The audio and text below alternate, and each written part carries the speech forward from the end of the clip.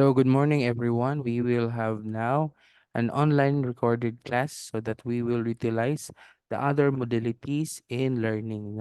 For today's session, we will have the topic the structures of globalization. The learning objectives. Of this topic.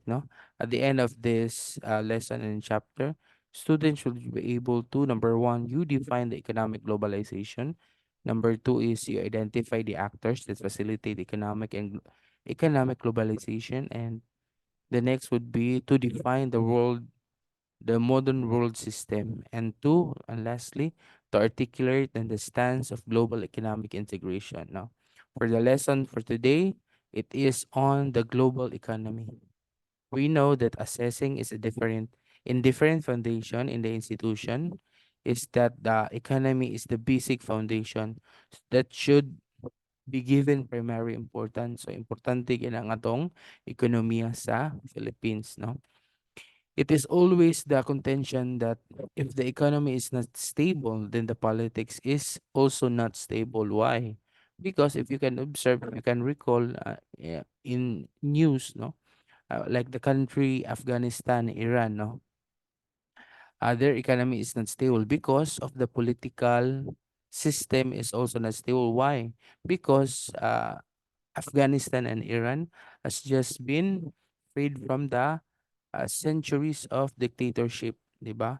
And then later on, they were uh, take over by the US, the United States of America, and then now they are now starting to have their own government, no, and administration. But still, because of the many divisions of those who are in the administration and management for Iran and Afghanistan, no, they have still not been into the stability side because mula gito dili stable pa ang ilang government because some of the strong forces, no, have been dealing with mo ni among i-declare nga one among leader, mo ni among i-declare nga mayor, mo ni among i-declare nga representative, no. So because of the political uncertainty of their country, no, the economy suffers. So for which the economy influences the condition of the society as well as the politics, no. That's why the society's condition is depending on politics. Because why? Ano man? Because of the policy making, policy implementation, no? What is the clear and concise and effective way of governing, no, the land, no? According to Mohan in 2009, economic globalization refers to the free movement of goods, capital, services, and technology, and even information. It results to an increasing economic integration and interdependence of the national, regional, and local economies around the world by strengthening the cross-border movement of goods, technology, and capital. Unsa man ray mahitabo kung dili kung walay strong cross-border movement of goods ha? So, for example, kaning nasa Europe, kaning dako nga continent, no? They shared the European Union, China, North Korea, South Korea, Ireland, Finland, Russia, di ba? Unsa may significance ani nila if they will not allow to cross the goods, technologies, and capital kung dili sila magbaylo-baylo, di ba? If you cannot access oil and crude oil petroleum products from Russia going to China, what will happen, di ba? It will not strengthen, no? It will not give transfer technology, no?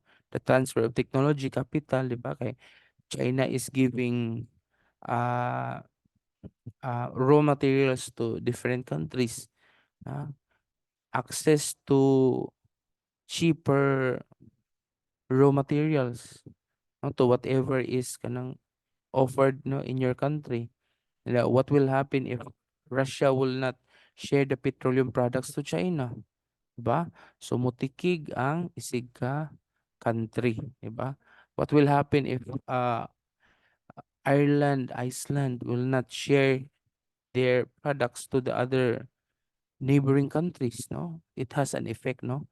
So so as to speak, all of those countries mentioned, they will suffer because the capital, the money, no, the money itself is not going through the boundaries, diba? So exchanging of goods and services is not new, no, in the Philippines, sa ato diri, no. Before the colonial era, the native Filipinos were already in contact with the Chinese and Arabs. So what are the products, that are in contact with the Philippines, no? Sa Chinese, we've been into the access of textile, di ba? So gi-offer na nga main product ni China that that we can enjoy, no? Way back then, the silk, no? The silk kanang sinawon nga seda nga panapton dili man ta, we cannot access to that. We are not into that industry. That's why China is offering textile, no? Quality goods and items, no? Mga textile. So how about the Arabs? The Arabs are offering the perfumes, kanang essences, diba? So mainly the Arabs are the ones who are mastering, no, sa craft sa making the essences ng mga perfumes and colognes na lugar. So in perfumes, there are two main classification. We have the alcohol-based perfumes, which are, it will strengthen the small essence. So, if you can remember, if you can experience, based on your experience, diba? Kung magbutang kag alcohol-based perfume o cologne, diba? Kay mo pa-strengthen man siya sa gamay nga essence, diba? So, mahitabo kung wala ka naligo. If you will spray it on your body nga wala ka naligo, naman kay baho, it will strengthen na mas mubaho ka. While the Arabs are using the oil-based perfume, which are sa more uh, more applicable to those who are living in the humid and high temperature nga kuan locality. For example, ito sa Middle East, di ba? Oil-based lang gamiton because the oil will just evaporate on the air in the environment. It will not go mix with your sweat. So dili ka mubaho, no? Muhumot ra ka labi na nga, that's why nga na decide na sa Arabs na ilang na master ang perfume, no? In a humid and high temperature weather environment, no? So as to speak, economic relationship established then, no? Gold and spices on the Philippines were bartered for porcelain, silk, and perfume. So mao na to siya, ba? Ang kaning porcelain, no? So to speak, it is a product from China, no? So the opening of the Suez Canal in 1869 paved the way for European people to trade with the Asians. No? So we have now that galleon trade. No? So unsa man ang galleon trade? So, if you can remember on your Rizal and then in your recent contemporary subject, no, way back in, it's either in senior high school, no, the galleon trade is a route from the Philippines to Mexico. So man na siya gi kuan, no. Mainly the Philippines is a major hub for commerce, no, trades, goods and services nga magtapok ra sila sa, if example here in Asia, no, the major hub for trade is in Manila, no, but it was first the first galleon trade nga route nga nidunggo ang barko sa Philippines is in Cebu. Oh, so mauna siya nga route, no. Unsa man pud specific nga area sir sa Mexico. So always and always katong first, second, third and so forth nga pagdunggo sa barko sa Mexico is specifically in the area of locality of Acapulco, no. So the galleon trade had its period from 1565 to 1850, no. Though they intensified the transfer of goods, no, from one country to another, the Americans also, for the first time, were directly connected to the Asian trading routes, because the at that time the Americans were the ones who are into the maritime industry. They have big ships, no? So kani si galleon ship. So ang tawag sa ships that are on the galleon trade are the galleon ships, no? These are made by the Mexican, Spanish, and Portuguese people, no? So lahi naman po tong tawag sa ships that are used by the Americans, di ba? Though one should not forget to mention the Silk Road, which was known as the oldest international trade route, no? Where one of the most profitable products, silk, was transported in the network of pathways to Europe, no? If you can remember in the continent, di ba? Sa China, North Korea, Japan sa ubos, kaning dako nga nagsumpay nga continent ana. Kanang China, Europe, Europe ubos sa Europe, Russia, Ukraine, Ireland, Finland, kana sila. If you can remember, ang ilang boundary ana from China going to Europe, naog na po siya diri sa Middle East dapit, di ba? That is the oldest international trade route. So ang ikaduha niya ana is the galleon trade route, no?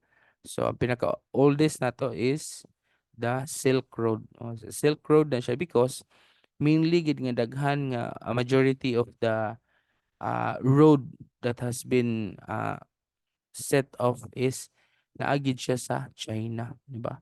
Taas kaya ang gidaghanan sa China niya in border to the European countries. So Silk Road ang ilang tawag, no? And the oldest trade route carried one of the most profitable products, which is silk. Because at that time, many kingdoms, di ba? Di pa man government before ang ni-exist that is on the kingdoms, no? Kingdom of the China, di ba? So naapoy kaugalingon nga kingdom ang Europe daghang kina sila, no? So the silk was really at that time the precious nga kanang belongings or kanang aristocratic material, no, property, no? So the ideology of mercantilism motivated countries to search for islands that are rich in natural resources, particularly gold. That's why many countries have been eyeing on the Philippines nga kay daghan man gold ang Pilipinas, di ba? No, according to the mercantilism principle, the more gold the country has, no, in addition to what is already possessed, the more powerful the country is, no. So later, the value of gold was used to be a common basis for the current currency prices na and fixed exchange rate. So kung mas daghan ang imuhang gold reserves, no, gold deposits sa isa ka country, then nagbase ang iyahang currency nga price, di ba? So currency price, for example, di ba? $1 is equivalent to 41 pesos, di ba? So at that time, kung mas daghan gold ang imuhang country, then masapian ka. If you can remember, way back in the Marcos time, di ba? Ang equivalent sa isa ka dollar is pila lang ka pesos, di ba? There was even a time nga mas dako pa ang peso kaysa dollar. That's why mas kuan lang, mas advanced lang ang culture and uh, finances ni US to the Philippines, no? And at the present, the money circulating in the country is based on how much gold reserves are stored in the government banks, no? So, government bank diri sa Philippines, ang store sa gold is walay lain na si Bangko Sentral ng Pilipinas, no? So to speak, we move on to the key players or actors in globalization. So there are many forces involved in the process of interconnecting more to the world politically, culturally, and economically. No, these forces are influential in the outcome of globalization, which focus on the profits and interests. No? One of the major key players of international organization that promotes voluntary cooperation and coordination between or among its members are unsa man katong mga intergovernmental organization. If you can remember, if you can now scan your PDF page 3, you can now see table 1, no, agencies belonging to the different types of organization. No? On the first column, we have the intergovernmental organization, which are the as follows: now, World Trade Organization, World Intellectual Property Organization, Asian Development Bank, the International Seabed Authority, World Wildlife Fund, World Health Organization, and the African Union. These were just the common types of intergovernmental organization. Next column is we have the supra not national organizations. These are United Nations, Organization for Economic Cooperation and Development, International Labor Organization. You also have North American Free Trade Agreement, and most common for this is the International Monetary Fund and the European Union, no? So to speak, no? Next column would be the international non-governmental organization. No? We have number one, World Educational and Cultural Organization. Number two is the ASEAN Public Health Organization. Number three is Amnesty International.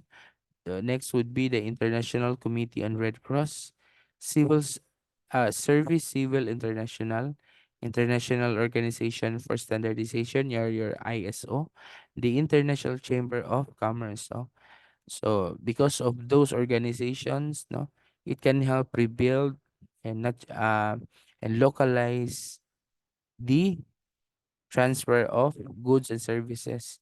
No, globalize ang all major countries of the world. No, so to continue, we have now the large manufacturing corporations. These are corporations that are a major player, which consists of the multinational and transitional corporations. No?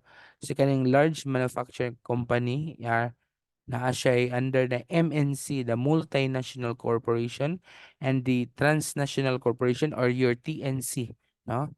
Under the multinational corporations, also known as the global corporation, it is an entity that owns and controls the production of goods and services in one or more countries aside from their home country. No, it has an international identity that since they belong to a particular home country, that they are headquartered, no, in that certain country. For example, we have Dolly Philippines, no, na nakabutang gyud naka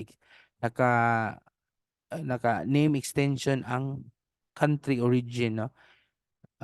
Sony Philippines, 'di ba? Sony United States of America, Sony America, Sony Japan. So that are an example of multinational companies or corporations, no?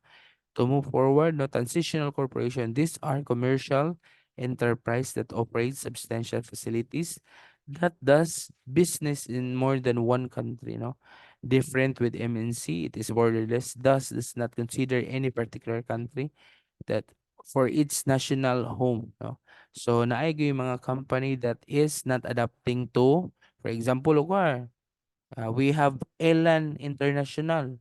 Kung natay Elan International, wala may Elan International Philippines na example. Wala siya home country, di niya gina-encourage nga naa siya home country na. Ang puti nahibawan nga Elan International Japan. Wala na. Gusto lang niya nga purely company, wala siya gina-adapt na Philippines, Japan, Indonesia, na. So those individual foreign market corporations are given the decision making power, no, about research, development, and marketing powers by the transnational corporation or your TNC. No, if you can now move forward to the page 4 and 5. No, these are tables that is kanang dili na siya somewhat important to our topic because di man pod mo mga economics major, no? So to move forward on page 5, so modern world system, no, according to Immanuel Wallenstein, is that way back in 1974, the modern world system is essentially a capitalist in nature. No? It is a social system that has boundary structures and member groups that rules on the legitimation and coherence of these companies. No? The life system of that is made up in conflicting forces which hold it together by tension or tearing it apart.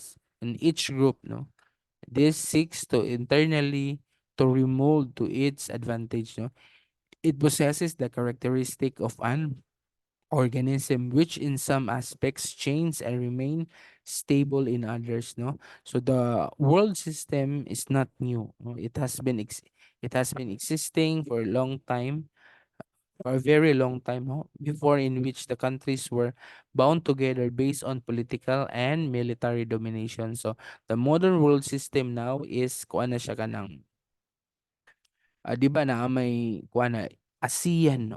ASEAN is an example of modern world system wherein nagrupo sila. Sa pamailain nga grupo pud ni, 'di ba? NATO, 'di ba? NATO na USSR, 'di ba? Na may mga inana. So that is an example of the modern world system, no? They relied and transformed mainly in economic domination by political and military divisions. No? So diri sa Asia, ang pinakaklaro gud is you have your ASEAN, diba?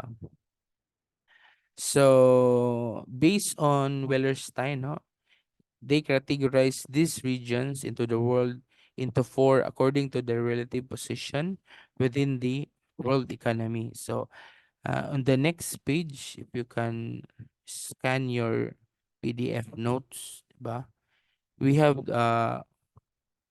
world map, no? We have the world trade map, no?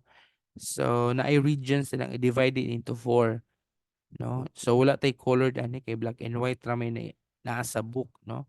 But if you can search in the internet na ginailain-lain na color and is divided into four categories, no? Number one would be the core. These are countries that are powerful, wealthy, and highly independent from the outside control of regions, no? They dominate the capitalist world economy and exploits the rest of the system. These countries are in the northwestern Europe, where the first core region are being developed. No, second category would be the periphery. Yeah? These are countries or areas that lack strong, certain, and central government that are controlled by states. No, these regions, which exported raw materials to the core, relied on coercive labor practice and are heavily exploited. No, examples are the most countries in the African region, Latin America, that are least economically developed now based on the world trade map below. You will see that the Philippines is also categorized as a periphery region because ganong periphery region man ang Philippines because we are mainly controlled by the world prices and economies of the world because palapit ka diri sa China na naatanan ang product na gagamiton ni Philippines. Palapit naman ka diri sa Europe, no? Europe or Japan na ang technological advancement nila din na. So, diyan na po ang Philippines, no? So, the third type or category is the semi-periphery. These are nations or countries that lie between two extremes, no? The core and periphery and serve as buffers, no? They are either exploiting or being exploited. So, examples for this is India and Portugal. So nga ahaman sa duha si India. Pero kani si India, it's either exploiting ni siya or is either exploited because of the problem sa population, no. So as to Portugal, no, because these are it's either maro-maro man mo ni si Portugal, no. 'Di ba based on history, Portuguese people are those people who are also colonizers, 'di ba? Because of the sheer population of this country, no. So inana. The last category would be the external areas. External areas are regions that are maintaining their own economic systems. They manage to change outside the modern world economy. No, internal trade route for this. Is,